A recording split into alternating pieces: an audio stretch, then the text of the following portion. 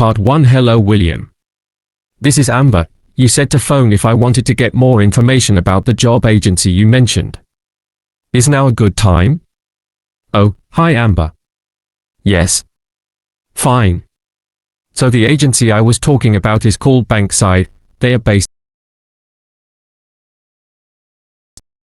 on the east side. Okay, thanks. So is there anyone in particular I should speak to there? The agent I always deal with is called Becky Jamieson. Let me write that down. Becky Jamieson, Jamieson. Do you have her direct line? Yes, it's in my contacts somewhere. Right, here we are. 07866 510 333. I wouldn't call her until the afternoon if I were you. She's always really busy in the morning trying to fill last-minute vacancies. She's really helpful and friendly, so I'm sure it would be worth getting in touch with her for an informal chat. It's mainly clerical and admin jobs they deal with, isn't it? That's right. I know you're hoping to find a full-time job in the media eventually, but Becky mostly recruits temporary staff for the finance sector, which will look good on your CV and generally pays better too. Yeah, I'm just a bit worried because I don't have much office experience. I wouldn't worry. They'll probably start you as a receptionist, or something like that. So what's important for that kind of job isn't so much having business skills or knowing lots of different computer systems, it's communication that really matters, so you'd be fine there. And you'll pick up office skills really quickly on the job. It's not that complicated. Okay, good.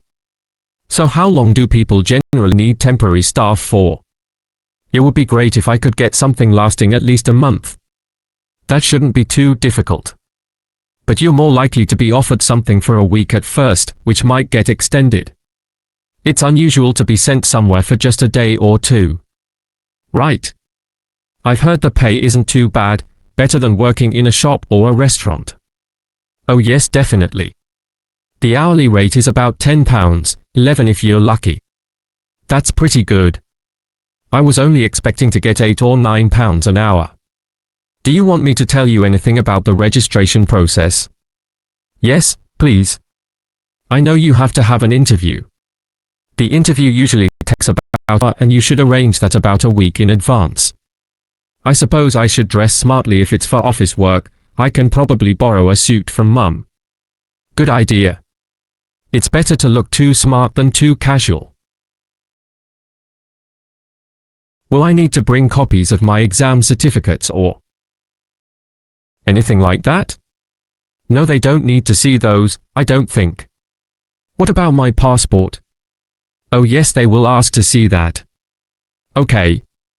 I wouldn't get stressed about the interview though. It's just a chance for them to build a relationship with you, so they can try and match you to a job which you'll like. So there are questions about personality that they always ask candidates, fairly basic ones. And they probably won't ask anything too difficult like what your plans are for the future. Hope not. Anyway, there are lots of benefits to using an agency. For example, the interview will be useful because they'll give you feedback on your performance so you can improve next time. And they'll have access to jobs which aren't advertised. Exactly, most temporary jobs aren't advertised. And I expect finding a temporary job this way takes a lot less time. It's much easier than ringing up individual companies. Yes, indeed. Well, I think. Part 2. Good morning. My name's Erica Matthews, and I'm the owner of Matthews Island Holidays, a company set up by my parents. Thank you for coming to this presentation, in which I hope to interest you in what we have to offer. We're a small, family-run company, and we believe in the importance of the personal touch, so we don't aim to compete with other companies on the number of customers. What we do is build on our many years' experience, more than almost any other rail holiday company, to ensure we provide perfect holidays in a small number of destinations, which we've got to know extremely well. I'll start with our 6-day Isle of Man holiday. This is a fascinating island in the Irish Sea, with Wales to the south, England to the east, Scotland to the north and Northern Ireland to the west. Our holiday starts in Heysham, where your tour manager will meet you, then you'll travel by ferry to the Isle of Man.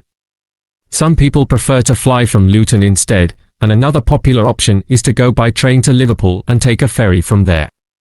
You have 5 nights in the hotel, and the price covers 5 breakfasts and dinners, and lunch on the 3 days when there are organised trips. Day 4 is free, and most people have lunch in a cafe or restaurant in Douglas. The price of the holiday includes the ferry to the Isle of Man, all travel on the island, the hotel, and the meals I've mentioned. Incidentally, we try to make booking our holidays as simple and fair as possible, so unlike with many companies, the price is the same whether you book 6 months in advance or at the last minute, and there's no supplement for single rooms in hotels. If you make a booking then need to change the start date, for example because of illness, you're welcome to change to an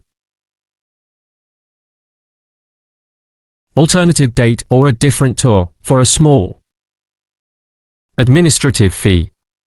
Okay, so what does the holiday consist of? Well, on day 1 you'll arrive in time for a short introduction by your tour manager, followed by dinner in the hotel. The dining room looks out at the river, close to where it flows into the harbour, and there's usually plenty of activity going on. On day 2 you'll take the coach to the small town of Peel, on the way calling in at the Tynwald exhibition. The Isle of Man isn't part of the United Kingdom, and it has its own parliament, called Tynwald. It's claimed that this is the world's oldest parliament that's still functioning, and that it dates back to 979. However, the earliest surviving reference to it is from 1422, so perhaps it isn't quite as old as it claims. Day 3, we have a trip to the mountain Sneefell. This begins with a leisurely ride along the promenade in Douglas in a horse-drawn tram. Then you board an electric train which takes you to the fishing village of Laxey. From there it's an 8-kilometre ride in the Sneefell Mountain Railway to the top. Lunch will be in the cafe, giving you spectacular views of the island. Day 4 is free for you to explore, using the pass which will give you. So you won't have to pay for travel on local transport, or for entrance to the island's heritage sites.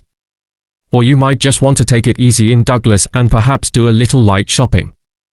The last full day, day 5, is for some people the highlight of the holiday, with a ride on the steam railway, from Douglas to Port Erin. After some time to explore, a coach will take you to the headland that overlooks the Calf of Man, a small island just off the coast. From there you continue to Castletown, which used to be the capital of the Isle of Man, and its medieval castle. And on day 6 it's back to the ferry, or the airport, if you flew to the island, and time to go home. Now I'd like to tell you. Part 3 Ed, how are you getting on with the reading for our presentation next week? Well, okay, Ruth, but there's so much of it. I know, I hadn't realized birth order was such a popular area of research. But the stuff on birth order and personality is mostly unreliable. From what I've been reading, a lot of the claims about how your position in the family determines certain personality traits are just stereotypes, with no robust evidence to support them. Okay, but that's an interesting point. We could start by outlining what previous research has shown. There are studies going back over 100 years. Yeah, so we could just run through some of the typical traits. Like the consensus seems to be that oldest children are generally less well-adjusted because they never get over the arrival of a younger sibling.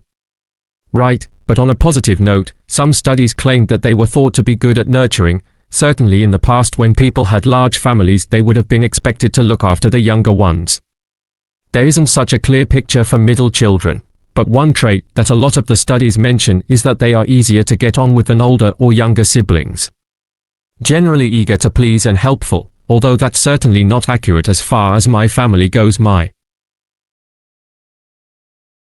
middle brother was a nightmare, always causing fights, and envious of whatever I had. As I said, none of this seems to relate to my own experience. I'm the youngest in my family and I don't recognize myself in any of the studies I've read about. I'm supposed to have been a sociable and confident child who made friends easily, but I was actually terribly shy. Really? That's funny. There have been hundreds of studies on twins, but mostly about nurture versus nature. There was one on personality, which said that a twin is likely to be quite shy in social situations because they always have their twin around to depend on for support. My cousins were like that when they were small. They were only interested in each other and found it hard to engage with other kids. They are fine now though. Only children have had a really bad press. A lot of studies have branded them as loners who think the world revolves around them because they've never had to fight for their parents' attention. That does seem a bit harsh. One category I hadn't considered before was children with much older siblings. A couple of studies mentioned that these children grow up more quickly and are expected to do basic things for themselves, like getting dressed. I can see how that might be true, although I expect they are sometimes the exact opposite, playing the baby role and clamoring for special treatment. What was the problem with most of these studies, do you think? I think it was because in a lot of cases data was collected from only one sibling per family, who rated him or herself. And his or her siblings at the same time. Some of the old research into the relationship between birth order and academic achievement has been proved to be accurate though. Performances in intelligence tests declined slightly from the eldest child to his or her younger siblings. This has been proved in lots of recent studies. Yes. Although what many of them didn't take into consideration was family size. The more siblings there are, the likelier the family is to have a low socio-economic status, which can also account for differences between siblings in academic performance. The oldest boy might be given more opportunities than his younger sisters, for example. Exactly. But the main reason for the marginally higher academic performance of oldest children is quite surprising, I think. It's not only that they benefit intellectually from extra attention at a young age, which is what I would have expected. It's that they benefit from being teachers for their younger siblings by verbalizing processes. Right, and this gives them status and confidence, which again contribute, in a small way, to better performance. So would you say sibling rivalry has been a useful thing for you? I think so. My younger brother was incredibly annoying and we fought a lot, but I think this has made me a stronger person. I know how to defend myself. We had some terrible arguments and I would have died rather than apologize to him, but we had to put up with each other and most of the time we coexisted amicably enough. Yes, my situation was pretty similar. But I don't think having two older brothers made me any less selfish. I was never prepared to let my brothers use any of my stuff. That's perfectly normal, whereas 1 Part 4. Today I'm going to talk about the eucalyptus tree. This is a very common tree here in Australia, where it's also sometimes called the gum tree. First I'm going to talk about why it's important, then I'm going to describe some problems it faces at present. Right, well, the eucalyptus tree is an important tree for lots of reasons. For example, it gives shelter to creatures like birds and bats, and these and other species also depend on it for food, particularly the nectar from its flowers. So it supports biodiversity. It's useful to us humans too, because we can kill germs with a disinfectant made from oil extracted from eucalyptus leaves.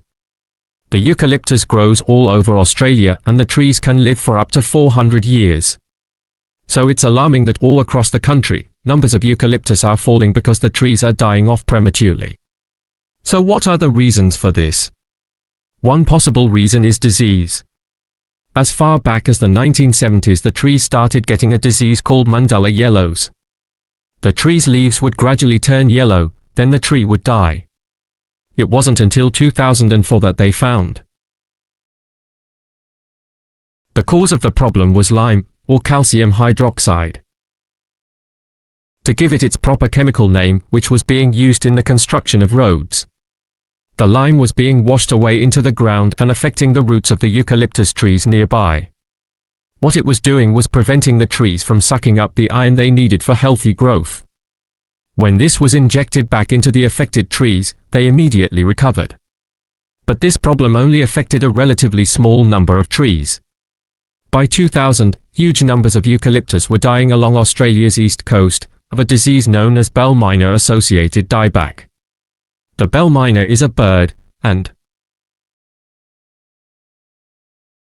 the disease seems to be common where there are high populations of bell miners. Again, it's the leaves of the trees that are affected. What happens is that insects settle on the leaves and eat their way round them, destroying them as they go, and at the same time they secrete a solution which has sugar in it. The bell miner birds really like this solution, and in order to get as much as possible, they keep away other creatures that might try to get it. So these birds and insects flourish at the expense of other species, and eventually so much damage is done to the leaves that the tree dies. But experts say that trees can start looking sick before any sign of bell miner-associated dieback. So it looks as if the problem might have another explanation. One possibility is that it's to do with the huge bushfires that we have in Australia. A theory proposed over 40 years ago by ecologist William Jackson is that the frequency of bushfires in a particular region affects the type of vegetation that grows there. If there are very frequent bushfires in a region, this encourages grass to grow afterwards, while if the bushfires are rather less frequent, this results in the growth of eucalyptus forests. So why is this? Why do fairly frequent bushfires actually support the growth of eucalyptus? Well, one reason is that the fire stops the growth of other species which would consume water needed by eucalyptus trees. And there's another reason. If these other quick-growing species of bushes and plants are allowed to proliferate, they harm the eucalyptus in another way, by affecting the composition of the soil, and removing nutrients from it. So some bushfires are actually essential for the eucalyptus to survive as long as they are not too frequent. In fact, there's